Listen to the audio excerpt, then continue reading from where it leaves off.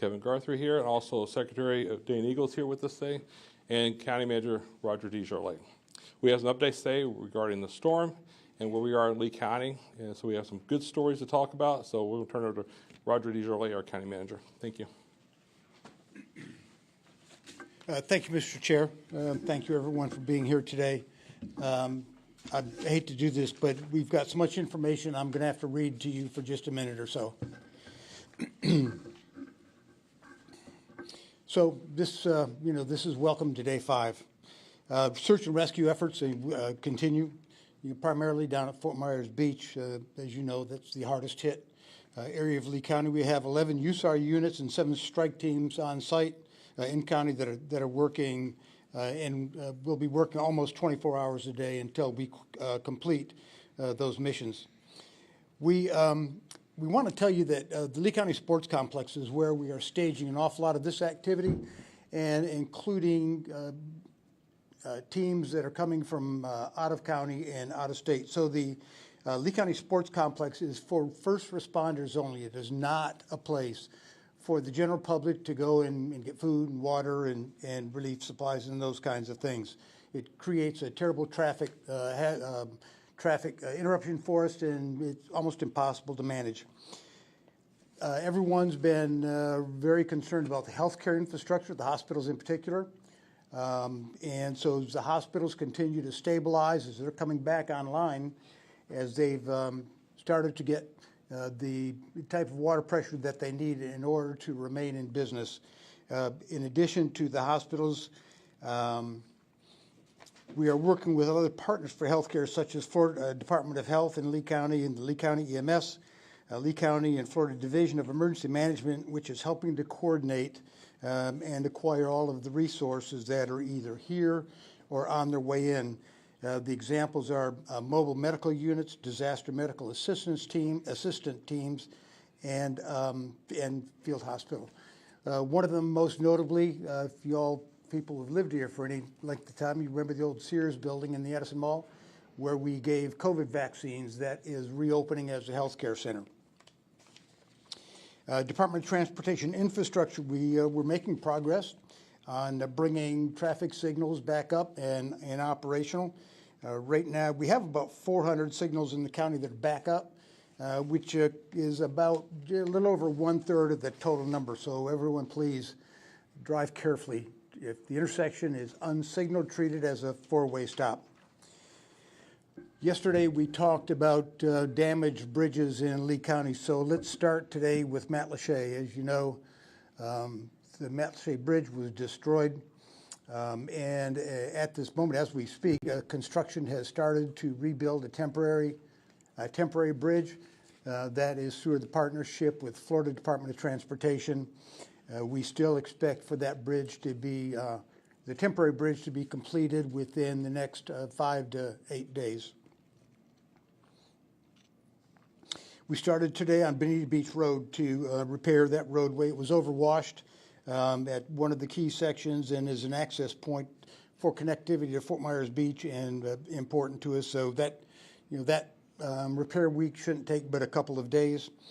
Then next up on the way from between Fort Myers Beach and Bonita Springs are the Big Hickory Pass, New Pass, and San Carlos Pass bridges.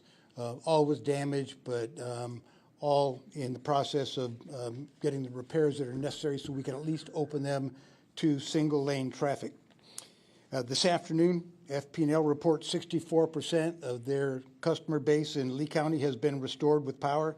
LCEC reports that 22% of their customer base has been restored.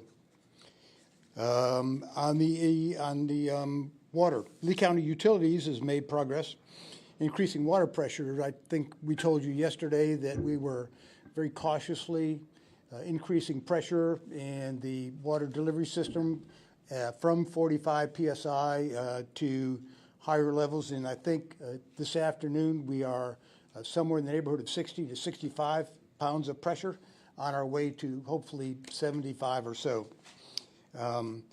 As the water service normalizes, one thing for folks to remember is that people that are getting more water is going to create more wastewater to clean and to process. What's going to happen is the wastewater systems, we have no doubt that we will have leaks like we did with the water delivery system, but it's impossible to identify until there is more wastewater to be treated. And if people know that there are find leaks, please report them to us. And you can find those numbers on the Lee County website. Debris management. So our first push to clear the roads is finished. When all of the major roads and most of the feeder roads and then the neighborhood roads are open. Crews are ramping up with our debris contractor as we speak. Those crews continue to come into town. The contract has been executed and they've been given notice to proceed, not only in Lee County unincorporated areas, but there are cities who have piggybacked their contracts with this same company, Crowder Gulf, who are beginning to ramp up their services as well. People, please be a little bit patient, because this is a combination of contractors who are picking up debris, but also if you're in the city of Fort Myers, in the unincorporated of Lee County, and other places, we still have our normal contract solid waste haulers who are helping with that effort as well. So we'll be picking up in the right-of-way tomorrow. Regular trash service resumed today. So continue with that, although I think recycling services has not yet been resumed, and we'll let you know just as quickly as we can. We had pretty severe damage to some of our solid waste facilities, especially having to do with recycling. So please be patient. For people who have either been out on the water or have seen from the air just videos, you know that there are thousands of vessels, boats that have been destroyed by this storm, and they're piled up from everywhere, from in people's backyards to down in the mangroves in the back bay to just simply sunk in some of the shallow waters. And so there's a lot of debris from those vessels, and not just wreckage from those vessels, but also gasoline, diesel, and oil. That is creating an environmental hazard that is also being surveyed as we speak. And we're surveying all of that now, so we know what resources we need to have in order to clean up. The Coast Guard has asked us to report, people to please report all of those wrecks when they see them, and oil spills and discharges of hazardous materials. And the phone number for the National Response Center is 800-424-8802. We know we're at that part of the response and recovery process where people want to start rebuilding. We've been incredibly fortunate that we haven't had much rain, but it's coming. People need to secure their homes, be able to get to secure their roofs with blue tarps and working with their contractors and others. And so in unincorporated Lee County, people that want to start rebuilding their homes, if they have a contractor, starting on Wednesday morning at 9 a.m., we have all of our people working at our Admin East building on 2nd Street, where we will have multiple stations set up. People can walk in the door, give us their information, their contractors hopefully, and we'll issue building permits on the spot. Building permits for things like roofs, fences, wells, the water heaters and those kinds of things be really pretty simple. We'll issue those on the spot. But people can apply for building permits in general if that's what they're prepared to do. If it is structural in nature, it's just simply going to take a little bit more time.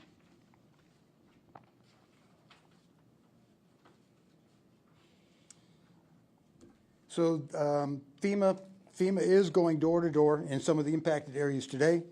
Their disaster recovery centers will be set up, and we'll announce those soon.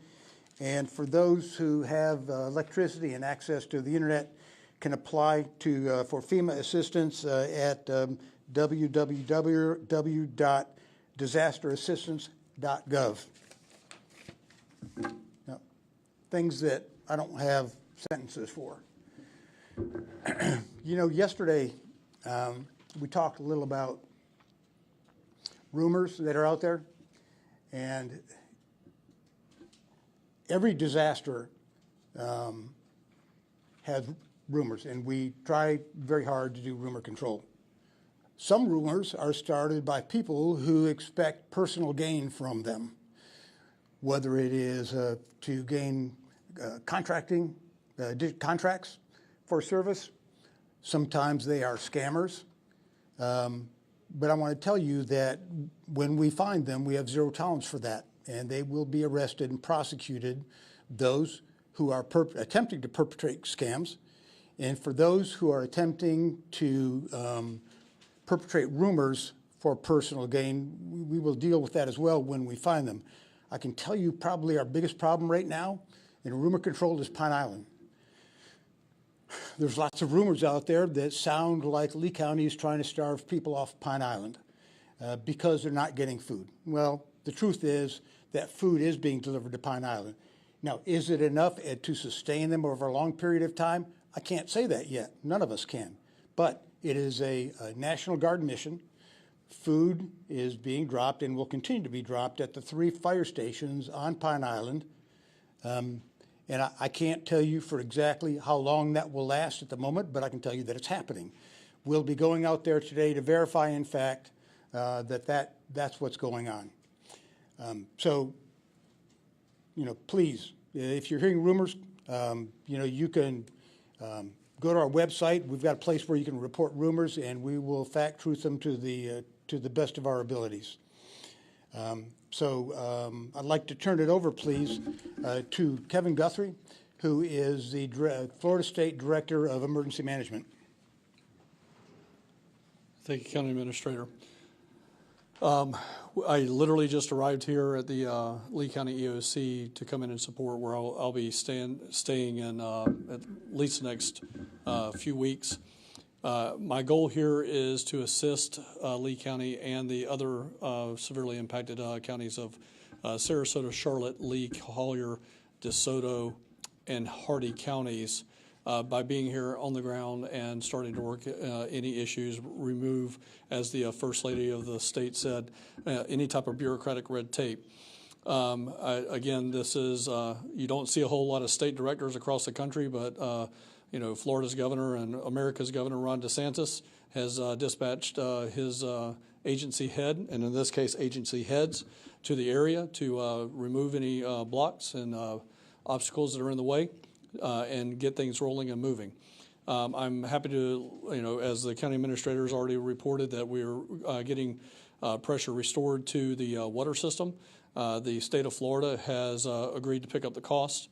Associated costs for the main water break, the 12-inch line water main break, and any associated issues that are going on there. So we did hire a contractor, Tetra Tech, who is here with a MIT engineer who is nationally known and has also worked on this system. That is the key reason that we hired that particular firm to do it, because he has knowledge of this particular system. So we look to get that restored. It is my goal that 100% of individuals that can receive water from that 12-inch line water main break will have that restored to them within the next by next Sunday. It is a goal. It's an objective we're trying to shoot for, and I'm positive that we will succeed in getting that done. So the governor also is very much in support of anything that we need to do here. So again, for Pine Island, I can assure you, County Administrator, the Florida National Guard will continue drops of food and water at those 3 stations. We have been working in, I'm here to back that up, that we have been working in conjunction, or I guess I should say this direction. I have been working in conjunction with Sandra for probably the better part of 4 days now, 3 days, on getting food drops to Pine Island, to the fire station. So we're going to continue to do that. We were talking today on the way down about some continued strategies. You know, we can't have the National Guard indefinitely with that air mission So we will be, I'm going to be talking with Sandra today about some other strategies that we can start looking at and moving to right after this press conference. So again, County Administrator, thank you for having me and let me stay in your county and work out of it. But again, I'm here to help Sandra and the team as well as the other 5 most impacted counties by this disaster. And thank you so much. Thank you.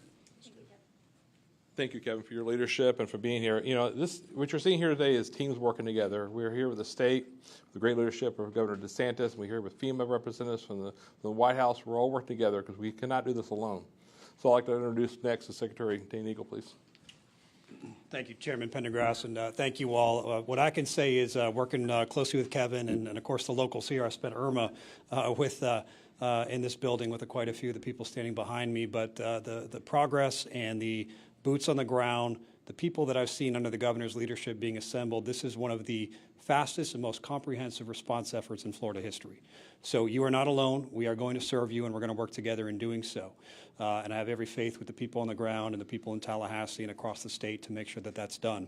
As Secretary of DEO, Department of Economic Opportunity, my job is to work with Kevin, the governor, and the local delegations across the state to work on economic recovery. We work very closely with the private sector to ensure that stores are open, that supply chain is moving.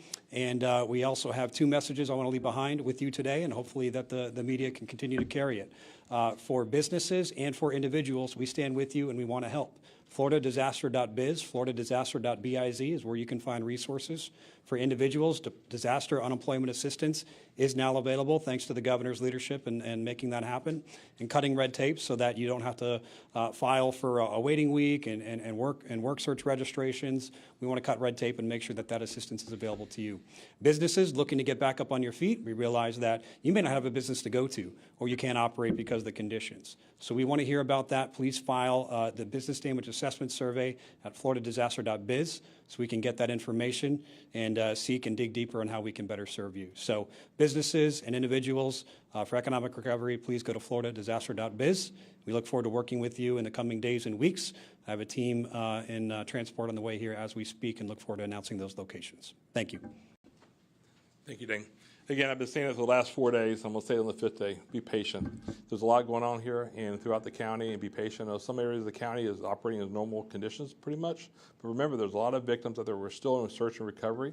We're hoping to find more victims for this. There's survivors of the hurricane, but we're still in that process. It's going to be a long road. As Dane touched on today, economic-wise is for the jobs. We're going to have long-term effects here for the next few years, not just for the victims of the homes that's been lost and the lives are lost, but the jobs alone. This community was already struggling before with affordable housing and housing. So now you're going to have thousands of people out of work from these areas of Fort Myers Beach, Sanibel, and Captiva. They're going to be displaced and also looking for jobs. So we're going to have our whole community struggling. So I ask you to be patient and help your neighbors. County Manager DeJarle, do you have anything else before we go to questions? Yeah, just one final statement. I failed to mention the repairs for the Sanibel Causeway. As you know, that those bridges failed in 5 locations, and the state of Florida has agreed to do those bridge repairs, and the process for finding the contractor actually begins this coming Tuesday, and it is not quite enough to say that we are enormously grateful to the state of Florida for your assistance. And so we'll take questions if you have them. Do you have any indication about how many people are still being searched for in a recovery effort? We don't know the number of people who we are looking for at the moment, and quite frankly, I can't give you a very accurate number on total fatalities. Eventually, that number has to come from the medical examiner, because as you might imagine, the hurricane would not account for every death that's occurred in Lee County for the last 4.5 days. So we hope to start having some of that information in the next few days, and as soon as we have it, we'll let you know. Have there been any law enforcement issues beyond the scams that you spoke about earlier with respect to people during this crisis trying to take advantage of it somehow? We've not had the report of scams at this point, but for those of you who've been around hurricanes for any length of time, you know that they're coming. When I was driving into the EOC first thing this morning, I saw a lot of contracting trucks and trailers, names that I didn't recognize. So they're in town, and maybe the first thing they're going to try to do, they will do, is go house to house when they can find people and talk about putting a new roof on to help them rebuild their home. And, please, give me half up front. They'll give them an estimate. Don't, people need to really avoid doing that. You have to make sure that that's a licensed contractor who can actually do the work, and that your work is properly permitted. Sir, we keep on hearing from people out in the field, and I think it's part of the rumors that you talked about. People keep on, the ones that have places on the beach, it could be a month, it could be 2 months before they're actually allowed to go out. I know you don't know specifics, but do you have a time frame of when people are going to be allowed to go back? We don't have a time frame yet, but first of all, no one can compel people to leave their homes. We can't, you can't arrest them if they don't. You just can't do that. It's against the law. But what we tell people is it is really dangerous to be in Fort Myers Beach right now. There is no power. There is no water. We managed to power up the utility plant, but, I wouldn't try to, live in a house and use it. More importantly, in discussions with FP&L, the electrical infrastructure on Fort Myers Beach has been destroyed. And so I think probably rebuilding that electrical infrastructure will be one of the deciding factors when we say, okay, it's a good idea to go back.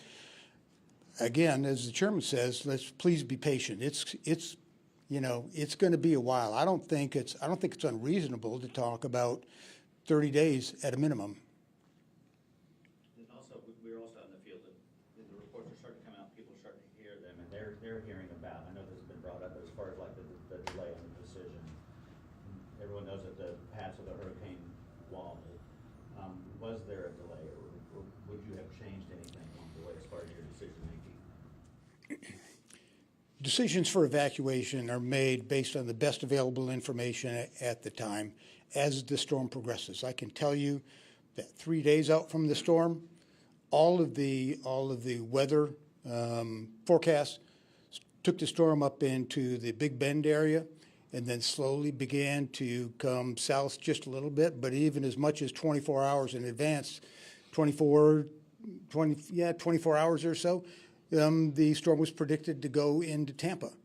It wasn't until we made the decision to evacuate, in my opinion, at the earliest possible time that it could have been made.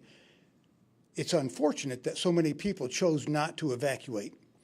I think I told you the other day we had room for 40,000 people in our shelters, but only 4,000 showed up, which means that people made the conscious choice not to evacuate, and it is regretful, and no one feels worse than we do about all of that.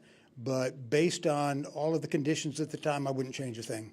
Have you heard anything or seen anything that makes you kind of understand why they decided to stay? I know you can't get into somebody's head, but just as a general phenomenon. Well, as a general phenomenon, Lee County hasn't been hit with a storm like this ever.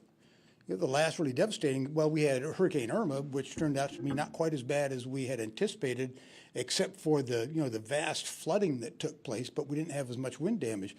You have to go back to the 1960s to find a storm that even remotely caused the kind of damage that we have now, and there are far fewer people living here. So in modern history, we just don't, we haven't had a storm like this.